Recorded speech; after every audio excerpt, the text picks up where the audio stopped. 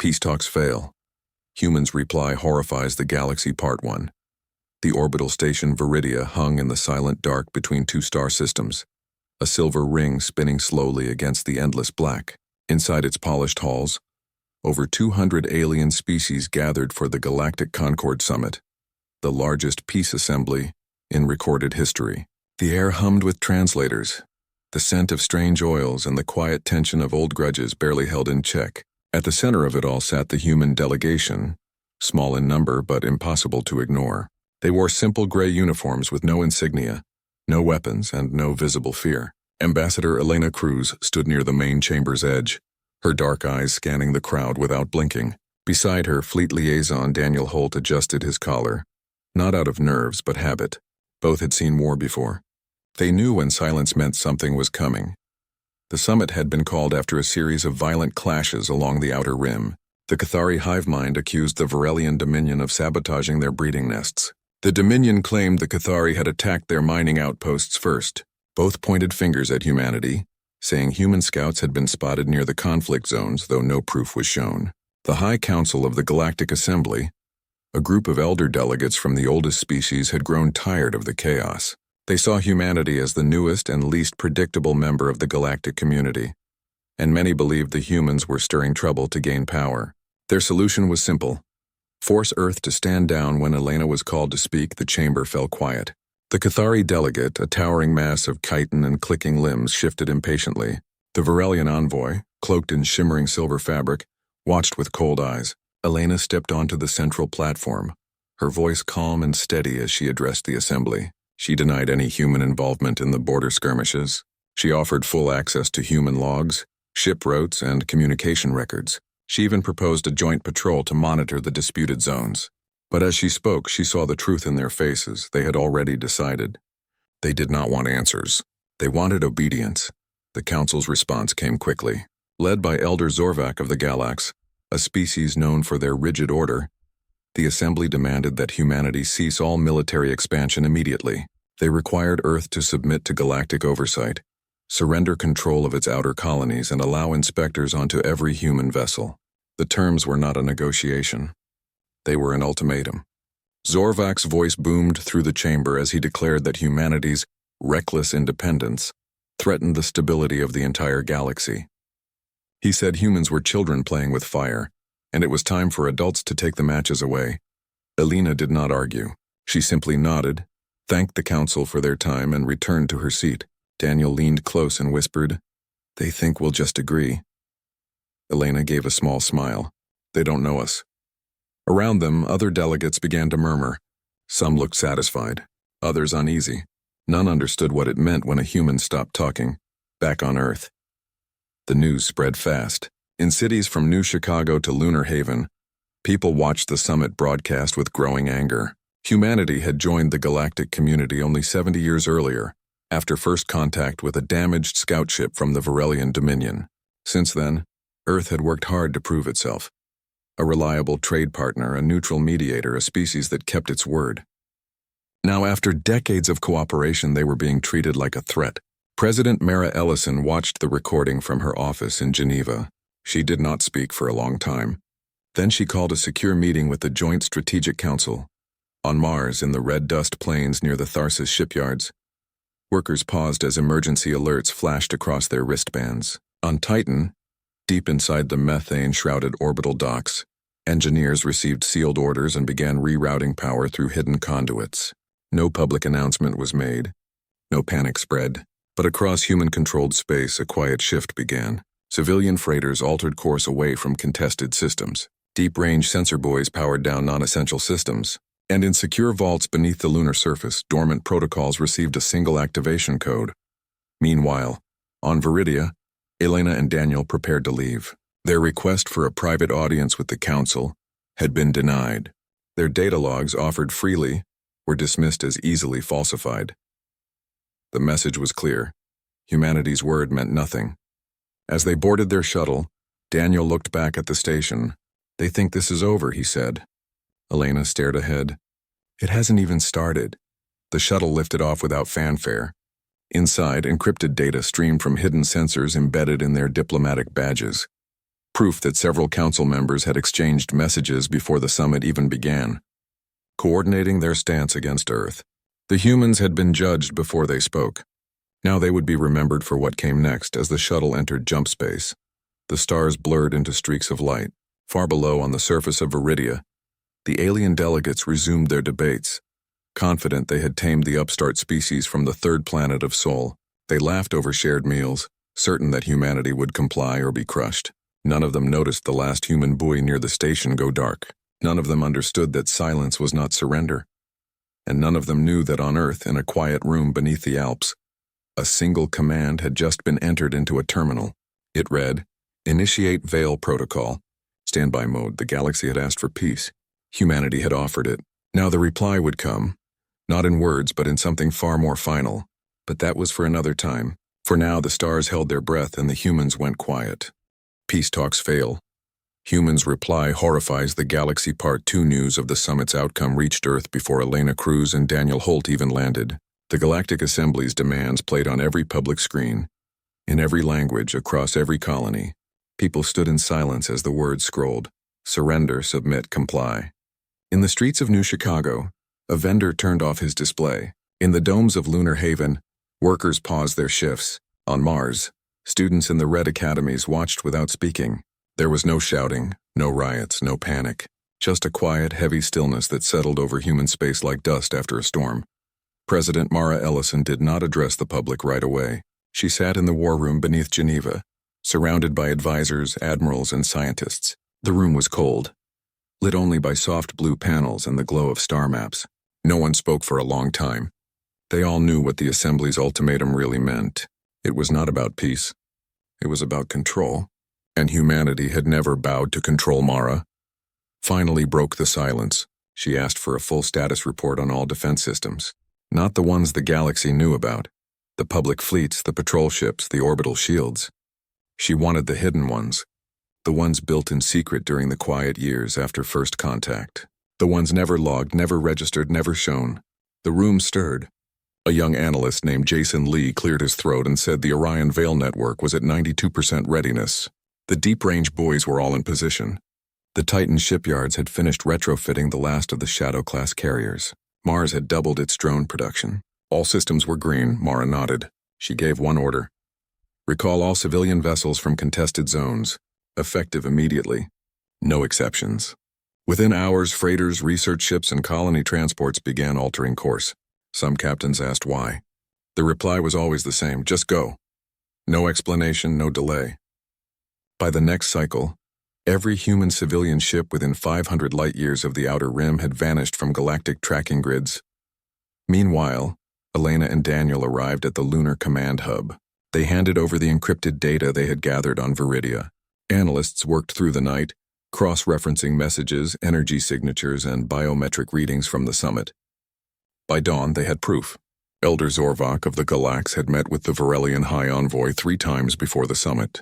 The Cathari had received promises of new breeding territories if they supported the motion against Earth. The whole thing had been staged. Humanity was never meant to have a real voice. Daniel stood in the observation deck, watching Earth rise over the moon's edge. He thought about his sister who taught history on Titan. He thought about the kids in New Seattle who played with toy starships and dreamed of being pilots. He thought about how the galaxy saw humans, not as people but as a problem to be managed. He turned to Elena. "They think we're loud because we speak up," he said. "But they don't know what we're like when we stop." Elena didn't answer. She just stared at the blue planet below, her face unreadable.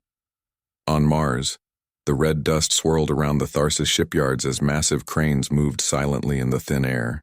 Inside the domes, engineers worked in shifts, welding hull plates, loading munitions, sinking neural cores. No music played. No chatter filled the comms. Just the hum of machines and the occasional beep of a status update. The shipyards had gone dark to outside sensors, their emissions masked by old mining signatures. From the outside, it looked like business as usual. Inside, an entire fleet was being born in secret back on Earth. Schools stayed open. Markets stayed busy. Life went on. But people moved differently. They spoke less. They listened more. In homes, families checked emergency kits. In offices, workers backed up data to offline drives. No one said what they feared, but everyone knew. The galaxy had drawn a line, and humanity had never been good at staying behind line. President Ellison finally made her address, not on public channels, not with grand speeches. She sent a single message to every military and civilian leader in human space. It read, "Prepare for silence," that was all. No explanation, no timeline, just those 3 words.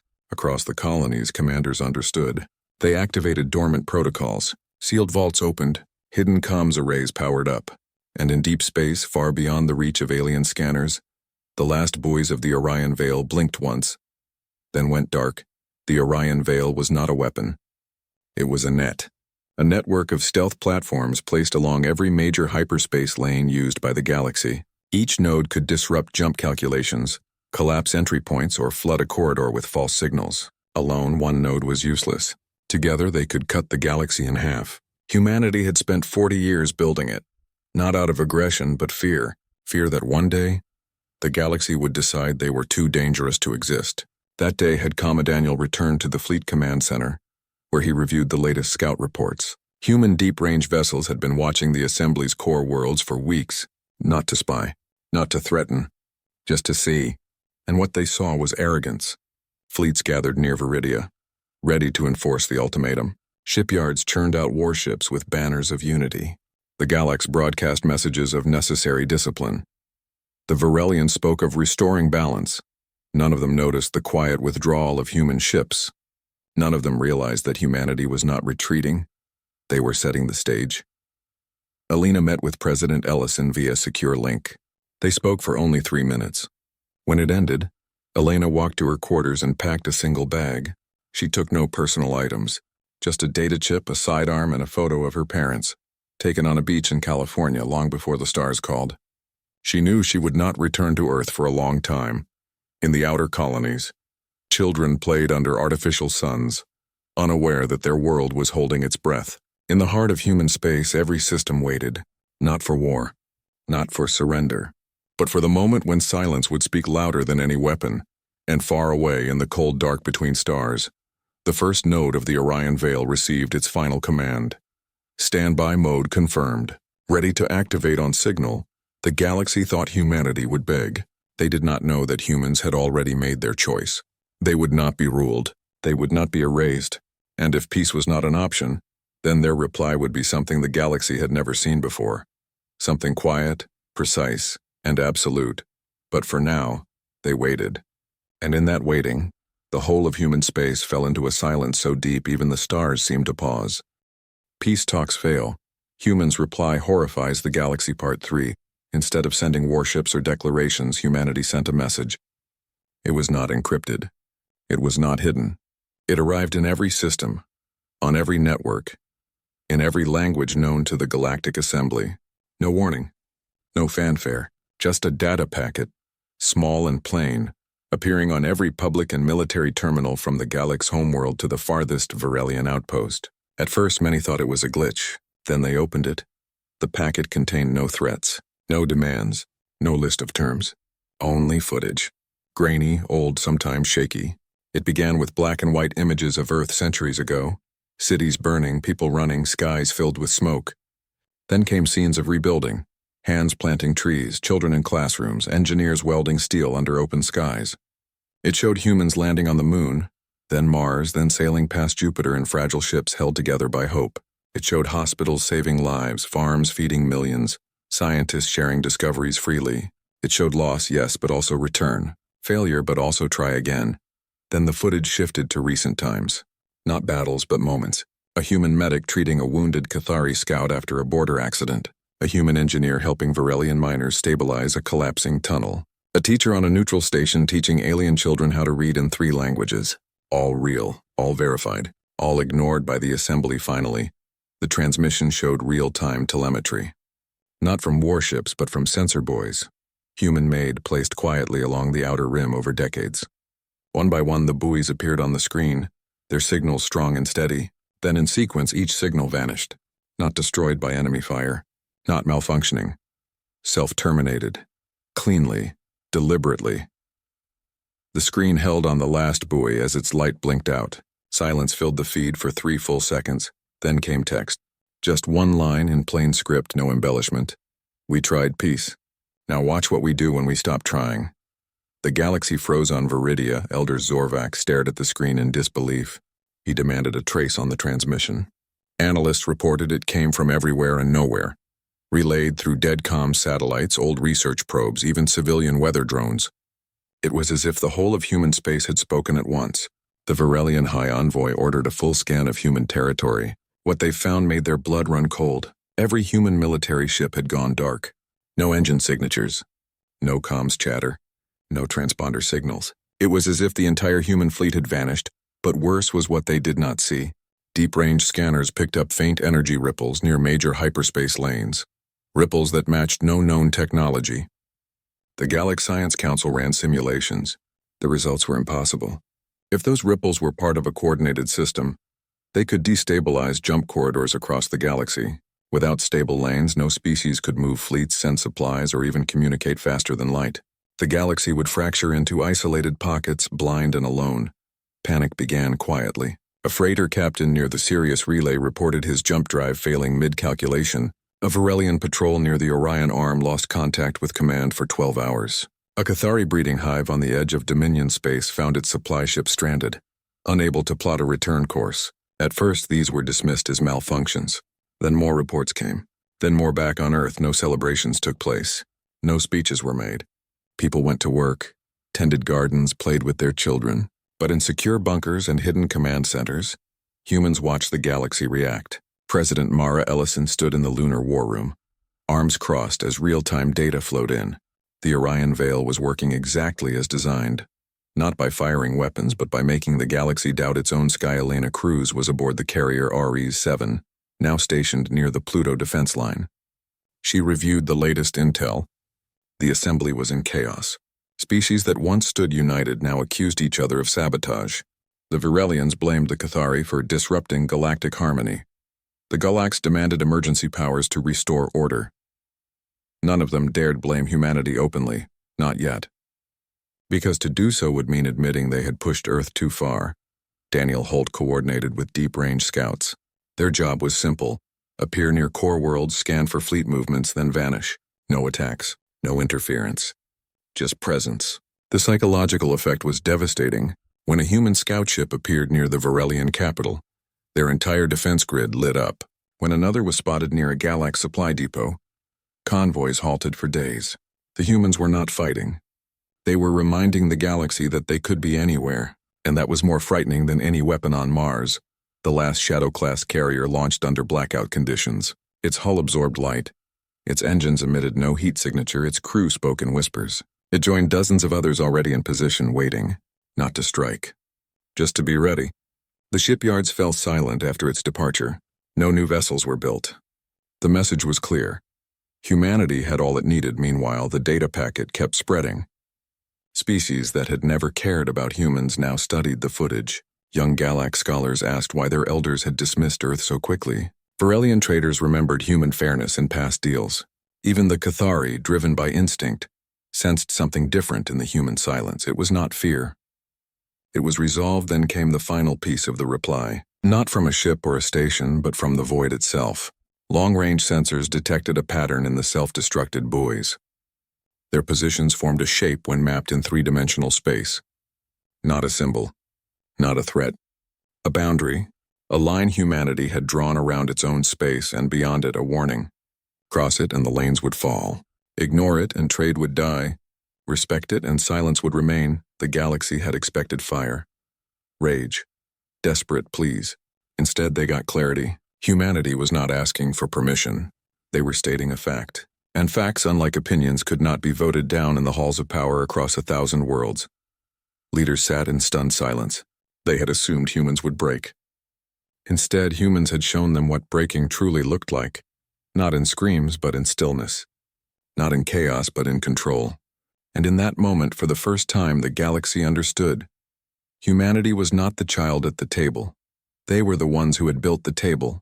And if peace was no longer possible, then their reply would not be heard in words, but felt in the sudden, terrifying quiet of a sky that no longer led anywhere. Peace talks fail. Humans' reply horrifies the galaxy. Part 4. Panic spread through the galaxy like a slow poison. It did not come in explosions or invasions, but in silence. Ships that once jumped between stars without thought now hesitated. Captains double-checked coordinates. Nav computers returned errors where none had existed before. Supply convoys stalled at relay points, waiting for safe passage that never came. The hyperspace lanes, the arteries of galactic civilization, were failing not all at once, but just enough to make every journey a gamble. And everyone knew who was behind it. The Varelian Dominion was the first to act. Their economy depended on swift trade across 100 systems. Without reliable lanes, their markets would collapse within weeks. High Envoy Kale ordered the 7th Fleet to mobilize. Their mission was clear: locate and destroy the source of the disruptions. They assumed it was a human weapon hidden near key jump nodes. What they did not know was that the weapon was not a thing to be found. It was a system woven into the fabric of space itself. The fleet launched with banners flying and comms blaring. Within 2 days, half their ships reported navigation failures. One cruiser vanished entirely during a routine jump, reappearing 3 weeks later in a dead system with no power and half its crew in stasis. Panic turned to fear. Kale demanded answers. His scientists could only say the jump corridors were becoming unstable. As if space itself had grown hostile, the Galax responded with rigid control. Elder Zorvak declared a state of galactic emergency and called for unity under Galax leadership. He claimed humanity had unleashed a forbidden technology, one that threatened all civilized life. He urged every species to contribute ships to a joint task force, but fewer answered than he expected.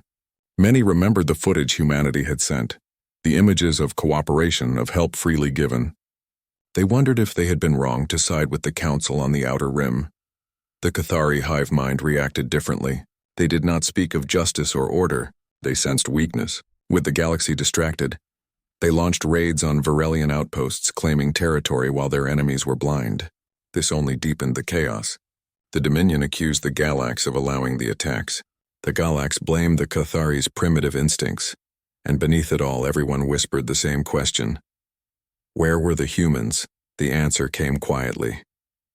Human deep-range scouts appeared near major worlds, not attacking, not broadcasting, just watching. One was spotted near the Galax capital, hovering at the edge of sensor range for 6 hours before vanishing. Another passed within visual distance of a Varelian shipyard, close enough to be seen but too far to be caught. They left no message. They did not need to. Their presence alone was a statement. We see you, and you cannot see us aboard the carrier Ares 7. Elena Cruz monitored the situation. She had no orders to engage. Her role was observation and deterrence. Beside her, Daniel Holt reviewed reports from the Orion Vale network. Every node was active, not firing, just ready. A single command from Earth could collapse any lane in the galaxy.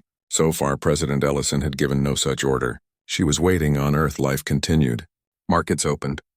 Children went to school. Farmers harvested crops under artificial suns. But beneath the surface, the entire human network held its breath. Every colony had emergency protocols in place. Every ship had sealed bulkheads. Every citizen knew what to do if the sky went dark. They had prepared for this moment not with fear, but with quiet certainty. Then came the first real test. A Varelian warship, desperate and angry, fired on a human research station near Proxima. The station was unarmed, staffed by scientists studying stellar drift. The attack killed 7 humans. The Varelians claimed it was a mistake, that they thought the station was a weapons platform. No one believed them. Within hours, the reply came, not with missiles or lasers, but with silence. The hyperspace lane connecting the Varelian capital to its primary shipyard collapsed. Not damaged. Not blocked. Gone. The space where it had been now read as impassable void. No calculations could restore it. The shipyard was cut off. Thousands of workers stranded. Billions in resources frozen. The Dominion screamed betrayal. They demanded the Assembly condemn humanity, but the Assembly was broken. Half its members refused to meet. The rest argued in circles. No consensus could be reached. For the first time in centuries, the galaxy had no central voice.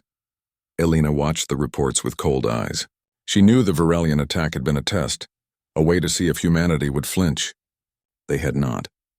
And now the Dominion was paying the price, not in blood but in isolation. And isolation, for a species built on connection, was worse than war on Mars. Engineers powered down non-essential systems. On Titan, fuel reserves were sealed. On Earth, President Ellison finally spoke, not to the galaxy but to her own people. In a short, unannounced broadcast, she said only this: "We do not seek to rule, we only ask to exist. If they force our hand, we will not strike first, but we will not strike last." The message spread fast. Humans understood. They had never wanted this, but they would not back down.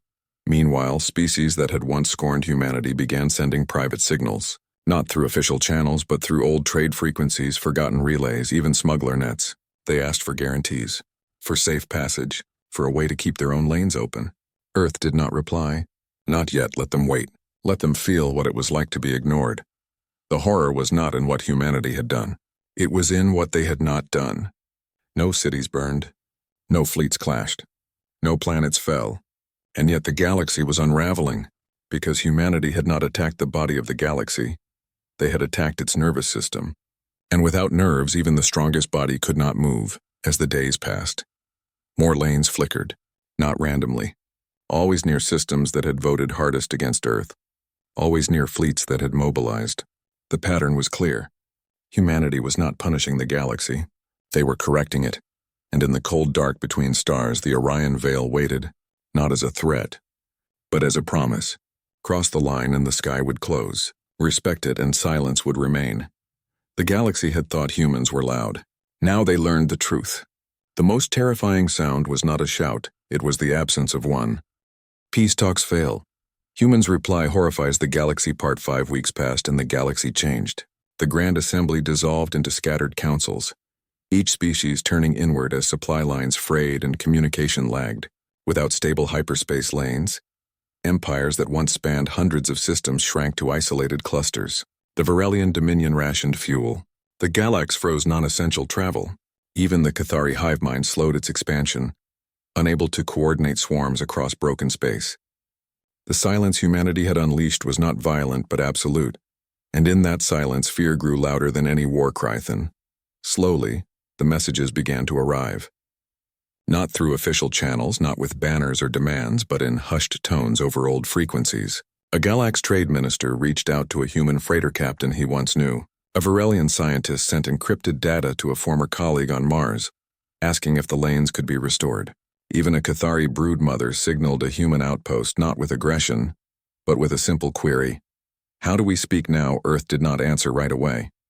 President Mara Ellison waited. She knew desperation could mimic respect, and she would not be fooled again. She consulted with Elena Cruz, now stationed aboard the Ares 7 near the edge of human-controlled space, and with Daniel Holt, who monitored every whisper from the outer systems.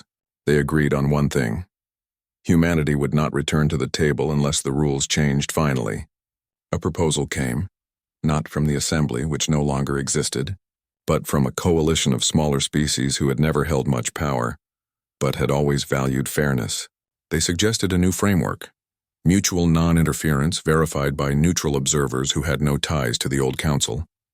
No oversight of human colonies. No surrender of technology. No more ultimatums. Just clear boundaries and shared silence. Mara accepted. Not with celebration, but with a single transmission. Send your envoys to Luna, unarmed, unescorted, and come in peace, or do not come at all. The first envoy arrived 10 days later.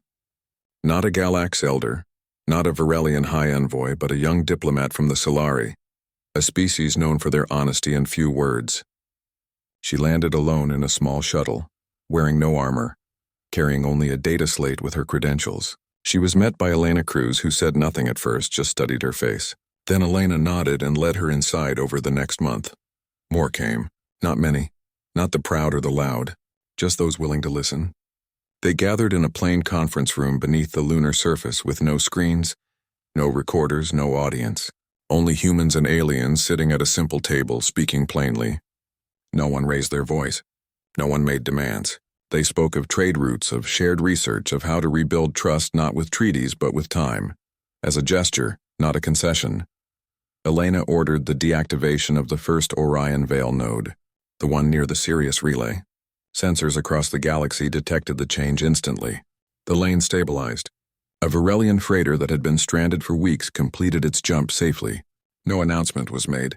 No credit claimed. But everyone knew the galaxy learned a hard truth then. Humans did not seek to rule. They did not crave conquest. They only asked to exist on their own terms. And when those terms were denied, they did not rage. They responded with chilling precision.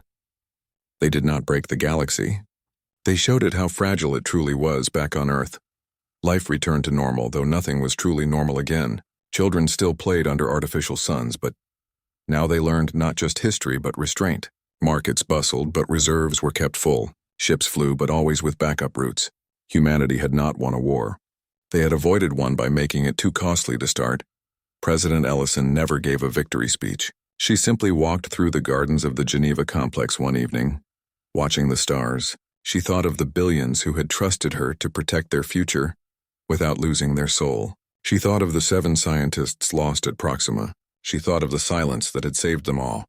On Mars, the shipyards remained quiet. On Titan, engineers maintained systems but built nothing new.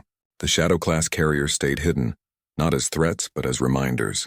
The Orion Veil still hummed in the dark, most nodes active, ready, not to punish but to protect. Elena stood on the observation deck of the Ares 7 one last time before returning to Earth. Daniel joined her, hands in his pockets, eyes on the stars. "Do you think they understand now?" he asked. Elena did not look at him. "They understand enough," she said. "That's all we ever needed." The galaxy would never see humanity the same way again.